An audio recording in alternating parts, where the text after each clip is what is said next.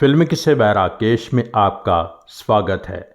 आज 1960 की टॉप 10 हिंदी फिल्मों की बात करेंगे।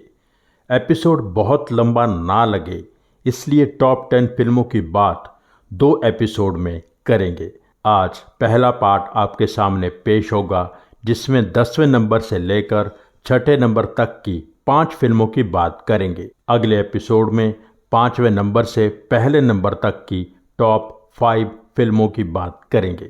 शुरू करते हैं 10वें नंबर की फिल्म से। 10वें नंबर पर थी Kala Bazar. Dev Anand, Chetan Anand, Vijay Anand, Waheeda Rehman. Story, screenplay, dialogues, direction Vijay Anand. गीतकार शैलेंद्र, संगीतकार एस.टी. बर्मन, निर्माता देव आनंद। इस फिल्म से जुड़ी डिटेल्ड इन्फॉर्मेशन जानने के लिए आप ये एपिसोड देख सकते हैं जिसका लिंक आई बटन में है। जैसा आपको पहले भी बताया कि फिल्म अपने समय से बहुत आगे थी। कहानी में वहीदा रहमान के बॉयफ्रेंड हैं विजय आनंद। बॉयफ्रेंड को 2 साल के लिए विदेश जाना है पढ़ाई के लिए। वो लड़की से कहता है कि अगर 2 साल बाद भी हमारा प्यार जिंदा रहा, ऐसा ही रहा, तो समझेंगे ये सही है, वरना बचपना। होता ऐसा ही है।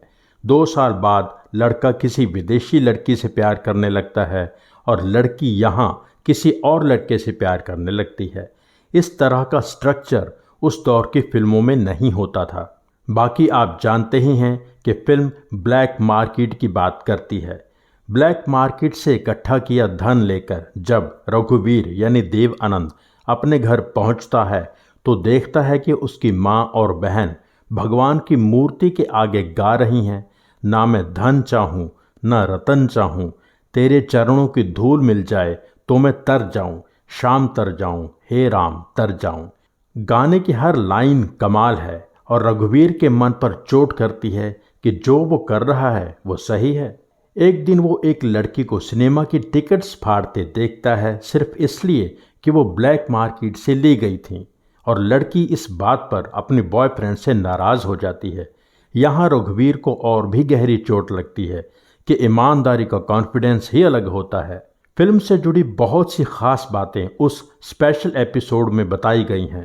काला बाजार का बजट था 40 लाख के करीब, नेट कलेक्शन 70 लाख, वर्डिक्ट था सेमी हिट। उस स्पेशल एपिसोड में बताया था कि कैसे सेंसर बोर्ड की वजह से इस फिल्म की कामयाबी भी लिमिटेड रह गई थी।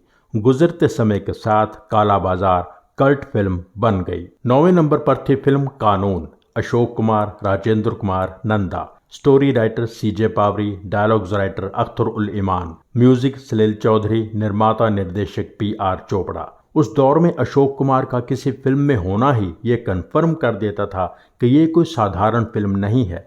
ऐसा रुतबा था अशोक कुमार का। As an actor Ashok Kumar किसी भी कंपैरिजन के दायरे में नहीं आते। उनकी स्क्रीन प्रेजेंस ही फिल्म को देखने लायक बना देती थी। राजेंद्र कुमार का काम भी बहुत ही अच्छा था। कानून के बारे में बहुत ही डिटेल्ड एपिसोड आप देख चुके होंगे। अगर नहीं देखा है तो आई बटन में क्लिक करके देख सकते हैं। फिल्म का एस्टिमेटेड बजट था 40 लाख के करीब, net collection 75 lakh, film semi hit थी। 8वें नंबर पर थी फिल्म घूंघट। प्रदीप कुमार, भारत भूषण, बीना राय, आशा पारेख। जेमिनी प्रोडक्शंस के लिए फिल्म के निर्माता निर्देशक थे Ramanand Sagar. Screen play dialogues भी उनके ही थे। इस फिल्म की बात हमने उस एपिसोड में भी की थी। फिल्म रविंद्रनाथ टैगोर की 1906 की बंगाली स्टोरी नौका डूबी की अडेप्टेशन थी। गीतकार शकील बदायूनी, संगीतकार रवि। घूंघट रामानंद सागर की बेस्ट फिल्मों में से एक है। हालांकि कहानी आज के दौर में अट्रैक्ट नहीं करेगी, पर उस समय बहुत ही कमाल थी। कहानी में बहुत ट्विस्ट हैं, स्क्रीन प्ले बहुत तेज और ज़बरदस्त है। रवि यानी प्रदीप कुमार लक्ष्मी यानी आशा पारेख से प्यार करता है, पर अपने पिता के दबाव में आकर किसी और लड़की से शादी कर लेता है।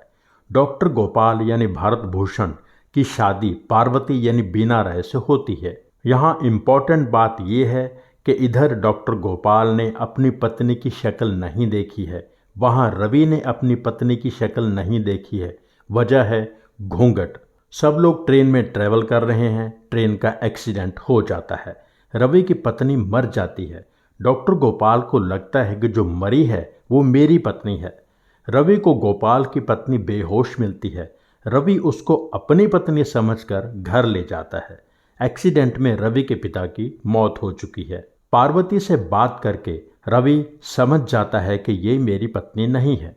उसको बिना बताए उसके भाई और पति की तलाश शुरू कर देता है। इस दौरान वो अपनी पत्नी के करीब भी नहीं जाता। लक्ष्मी और उसकी माँ को पता चल जाता है कि रवि की शादी हो चुकी है। पार्वती को पता चल जाता है कि उसका पति किसी और लड़की से प्यार करता है, इसलिए शायद मेरे करीब नहीं आता। वो रवि की लिखी एक चिट्ठी पढ़ लेती है जो उसने लक्ष्मी के लिए लिखी थी।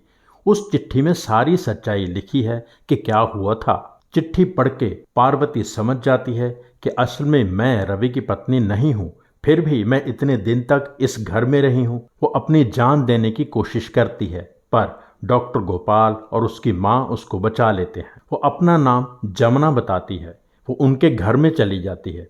वहाँ अपने भाई की फोटो देखती है तो वो समझ जाती है कि ये वो घर है जिस घर की असल में मैं बहू हूँ।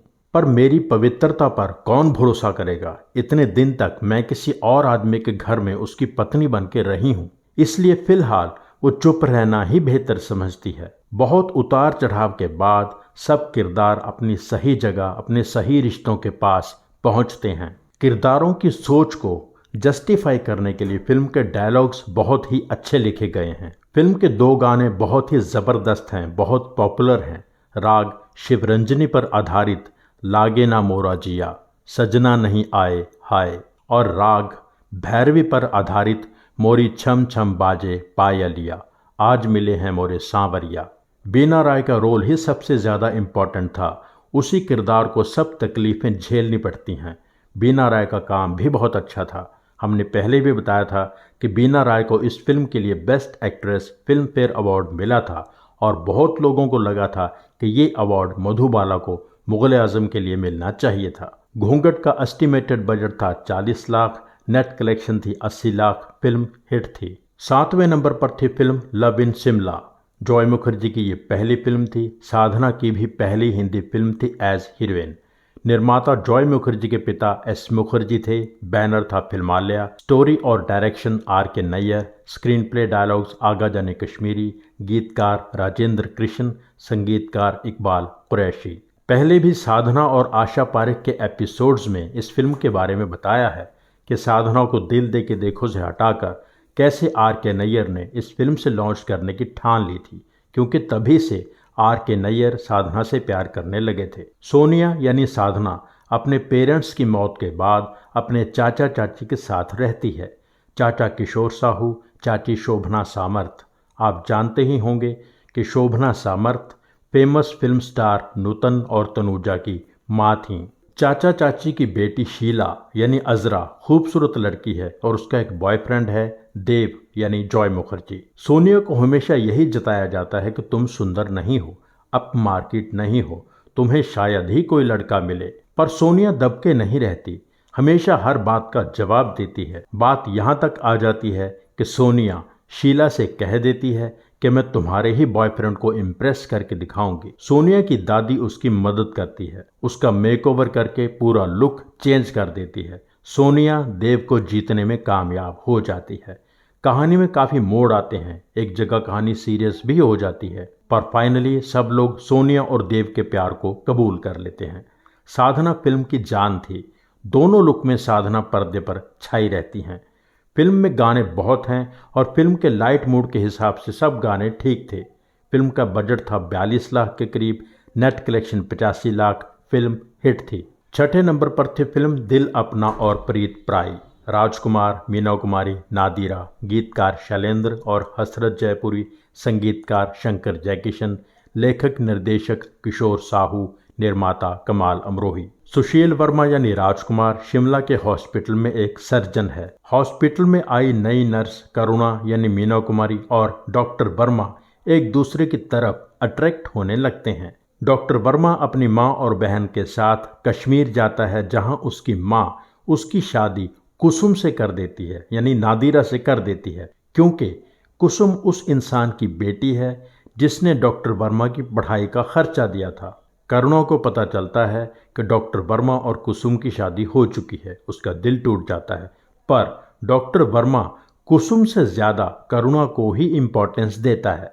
कहानी ऐसे मोड़ पर पहुंच जाती है जहां कुसुम करुणा की वजह से इतनी फ्रस्ट्रेट हो जाती है कि अपने साथ साथ करुणा की भी जान लेने की कोशिश करती है। मीना कुमारी, राजकुमार, नादिरा और बाकी सब कलाकारों का काम बहुत अच्छा था। फिल्म के गाने बहुत हिट हुए। टाइटल सॉन्ग दिल अपना और प्रीत पराई, अंदाज तेरा मस्ताना, जाने कहाँ गई, शीशा ए दिल इतना ना उछालो और सबसे फेमस अजीब दास्तां है ये, कहाँ शुरू कहाँ ख़त्म। इस गाने के साथ एक अजीब कहानी जुड़ी है। उन दिनों ऑल इंडिया रेडियो पर कौन सा गाना चलेगा कौन सा नहीं, ये भी ऑल इंडिया रेडियो के लोग ही डिसाइड करते थे। एक रिकॉर्ड पर दो गाने होते थे। एक तरफ अजीब दास्तां है ये था और दूसरी तरफ था शीशा ए दिल इतना ना उछालो। वहाँ ये फैसला हुआ कि शीशा ए दिल इतना ना उछालो रेडियो पर चलने लायक नहीं है, समाज पर इसका बुरा असर पड़ सकता है, इसलिए इस पर नॉट अप्रूव्ड का स्टिकर लगा दिया जाए। पर स्टिकर लगाने वाले सज्जन ने दूसरी तरफ अजीब दास्तां है ये पर स्टिकर लगा दिया। शीशा ए दिल इतना ना उछालो ऑल इंडिया रेडियो पर चलता रहा। अजीब दास्तां है ये बहुत समय तक नहीं चला। इस फिल्म के लिए शंकर जयकिशन को film fair best music director award मिला था। फिल्म का बजट था 45 लाख के करीब, net collection 90 lakh. Film hit थी। 1960 की टॉप 10 फिल्मों का पहला पार्ट यहीं पूरा होता है। अगले एपिसोड में दूसरा पार्ट होगा जिसमें 5वें नंबर से लेकर पहले नंबर तक की फिल्मों की बात करेंगे। एपिसोड लाइक ज़रूर कीजिए, कमेंट कीजिए, शेयर कीजिए। Thank you so much.